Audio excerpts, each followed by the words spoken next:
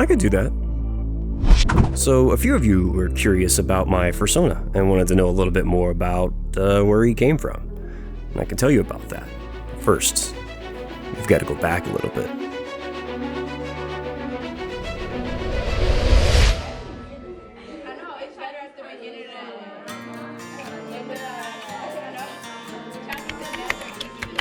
I'm a sophomore in high school and just finding out about Furry while browsing yerf.com on the science period computers instead of working on the project I was supposed to be doing, and printing out pics I like to take home with me. No wait, back up. Let me start earlier. I was visiting my cousin who's several years older than me, and he had just gotten a Sega Genesis. 2 games came with it. Golden Axe, which he loved, and Altered Beast, which he refused to play. Golden Axe was fun and all, but I kept looking at the cartridge for Altered Beast. It had this cool wolfman on the cover, and at that point I didn't know what a werewolf even was, but it looked awesome. I kept asking him to play, but he said it was dumb and gay because the men got all muscular in it. I had no idea what he was talking about, but I kept badgering him to let me play it, and he finally relented. Rise from your grave. You start out as this weak, scrawny guy, brought back to life to rescue Zeus's daughter or something. And as you progress and fight enemies, you get these orbs that allow you to Power up. And indeed, you definitely Power up. get more muscular. Do this a few times, something else happens.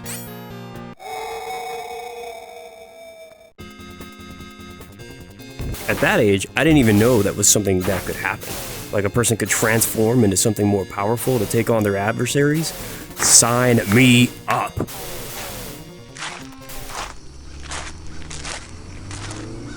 I was a pretty nerdy kid, and so I got bullied a lot, and at home my parents fought a lot.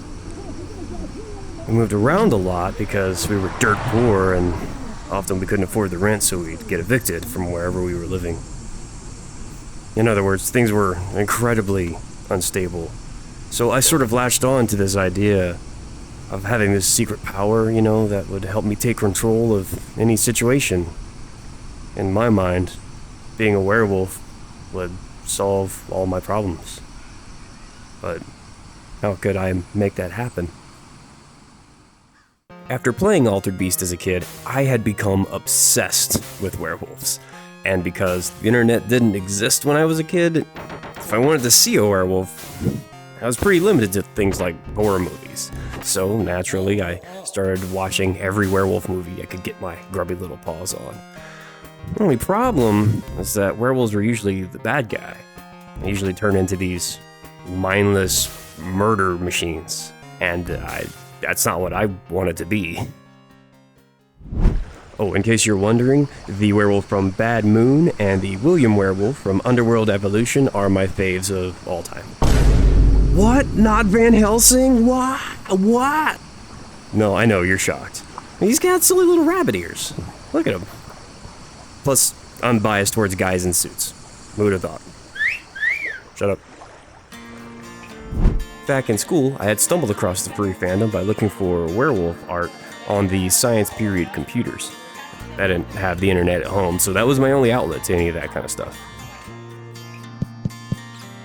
Anyway, my first exposure to werewolf art online would have been Golden Wolf. And I loved her style. It was great. It was less chaotic, snarly, cursed beast, and more of a creature in control of itself, which I liked because my first exposure to werewolves was a video game where the werewolf was the good guy.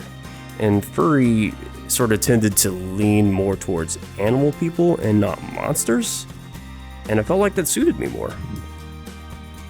Well, I love the idea of being able to transform at will into a wolf creature. I didn't want to go on a murder rampage every time that happened. I just wanted to look that way. Maybe beat up a bully or two. It seemed like the perfect middle ground for me. But where to start? The more I looked at furry art, I started noticing that the artists tended to have a character that would go along with their online handle, a Fursona. which, if you didn't know, is a play on the word Fursona, which means the aspect of someone's character that is presented to or perceived by others. fancy. I thought, cool, I should make one myself then. So I took a photo of me, traced it, and made the first werewolf version of me.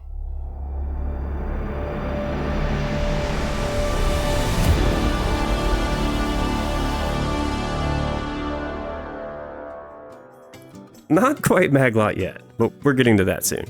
And I thought, well, that's kind of neat, I guess. But it's a little boring. So I started looking around for ideas online, and lots of the fursonas and stuff at the time were fairly simple, usually just using the natural fur patterns of whatever animal that they chose and then changing the colors a little bit. So I started playing with things, and honestly, just nothing ever clicked. In my high school art class, our teacher had us make a quote-unquote portfolio to store our projects in, and that involved basically taking a poster, folding it in half, stapling the sides shut, putting your name on it, and then decorating it however you wanted. And of course, I had to draw a werewolf, so I did that. And strangely enough, the werewolf I drew would end up basically leading to the creation of Maglot not long after. I've been seeing people on furry art sites mention a art program called Photoshop, which I'd never heard about. And one day in computer science class, I happened to notice the computer I was on had Photoshop installed. So I opened it up and messed around with it for a bit. This is it. Up until that point, I had been using colored pencils to color my drawings. But this could do smooth shading like the comic books I'd been reading, and other crazy effects. Like, I had to have that. So I asked the teacher, can I have a copy? And she told me how expensive it was. So... Are you ready, kids? Aye, aye, Captain! After getting my hands on a copy, I started scanning in some of my art and messing with it in Photoshop, one of which was that werewolf from the poster/portfolio from art class. And as I was going through the filters in Photoshop, I got down to difference clouds. And then suddenly, there it was. Maglot was born.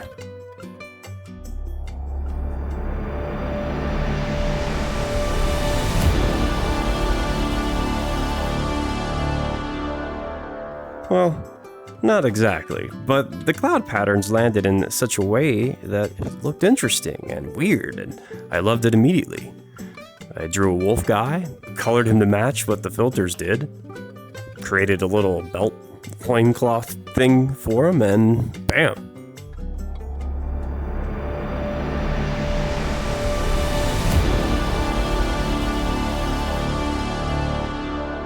The markings on the loincloth I came up with after playing Legacy of Kain Blood Omen on the PlayStation 1. So at that point, I had the design down, the patterns looked cool, he was great.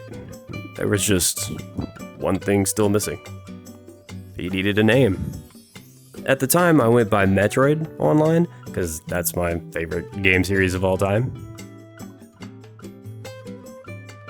If you hadn't guessed. But now it was becoming this new character, and it needed a proper name. And I had looked online at different examples of, furry names, and a lot of them were combinations of a color or verb and a part of the animal. And I didn't want to do that. I wanted to do something a little different. I mean, my character was a werewolf, after all. But what? One of the things I was into at the time was RPG Maker, which lets you make your own JRPG type games. And I needed some names for the characters, so I used a random name generator. And Maglot had come up for one of the wizard characters. And even at the time, it just really clicked with me. Like, it was weird, mysterious. It didn't mean anything directly, it seemed, but it just had this hard punch to it, and I liked it, so I decided to use it for my Fursona instead. Fast forward a little bit, and now I've got a website to show off all of my art. But something's been bugging me about Maglot's design. The more I look at it, the more I realized that his fur patterns are more like a fox than a wolf. So I go and I lighten up the fur on the arms and the legs. And after looking at some photos of wolves on, real wolves, I see their fur sometimes has these marks here. And so I get a little creative and make it look like a hook. And Maglot 2.0 is born. After working on him for many years, I finally felt like his design was done. And something I kept thinking about was, ever since playing Altered Beast, I had wanted a werewolf costume. Now that I was an adult, and I had been saving up for a while, I thought it was perfect time to go ahead and get a fursuit made of him. Getting a fursuit made me feel like all the designs were permanently set in stone, since, it was an expensive thing that was pretty much impossible to make major changes to. The thing is, you never know when inspiration's gonna creep up on you, and sometimes change comes whether you're looking for it or not. The first time I got on VRChat, I wasn't really impressed with it, but it was really early on, like 2016 early, something like that. And later, I started seeing all these furry avatars pop up online, and I thought, let me give it another try. And I saw some potential there, so I started looking around for furry avatars, and then I found my very first one, which is this one.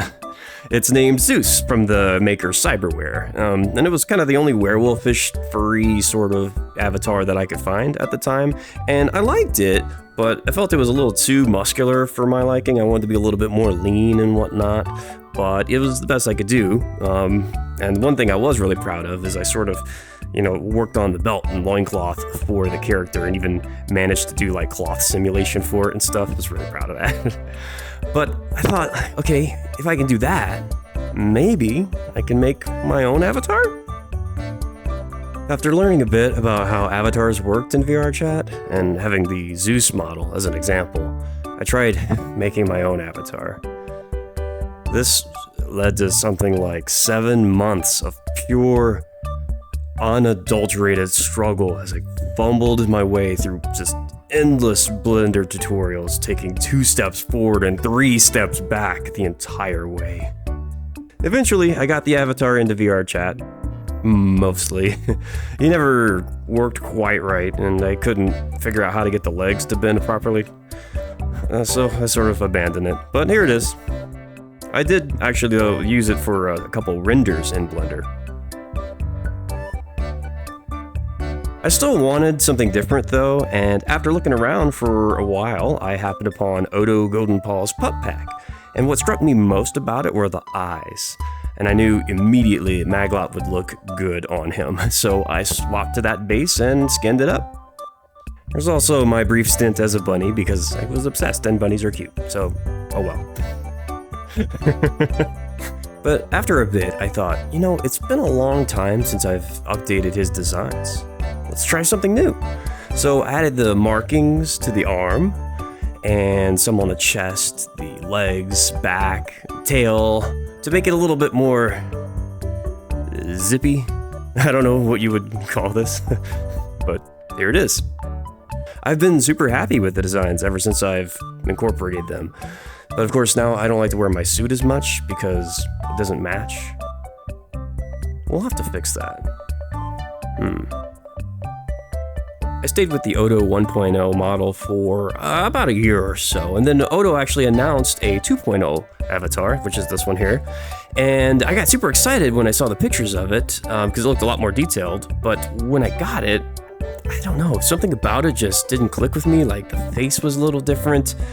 I just got these like uncanny valley vibes. It was weird. I couldn't go with it. Unfortunately, after that, Odo actually stopped working on the 1.0 avatar, and in fact, it's not even available for purchase anymore, so only the 2.0 left. And that was a kind of a bummer because I loved the facial expressions that the new one had. I just wanted it on the old model, so I had to kind of keep looking. Then I came across a video on YouTube of Aiden Fox using the Julia Winterpaw avatar, and I was floored immediately because it was just so expressive and full-featured, and even though I had already put in all this work on Maglot, I felt like it was time to move over, so here we are. So this is where Maglot's going to be for a long time, I imagine. I did tweak a little bit. I put Warren's Fast Fur shader on the avatar to give it this kind of fluffy look. Link in the description if you want to check it out for yourself. And yeah, you know, as avatar makers get more creative with what they can do, who knows where Maglot's going to go next. I've enjoyed kind of doing this little reminiscence about all my, Fursona stuff. So I hope you've enjoyed it as well. And thank you for watching. Jeez, I don't know how interesting this is for anyone, but if you did like it and you like what I do, you can help out by supporting me on Ko-fi. Link in the description as well. No pressure for that. There's no paywall or anything. I just kind of post some behind the scenes stuff there. It's pretty fun if you want to check that out. There's also Discord. You can come over and join us, hang out. Sometimes we get together and do a little VRChat meetup. So if you ever want to hang out and meet me, we'll do that from time to time. Yeah, okay, that's it. Bye.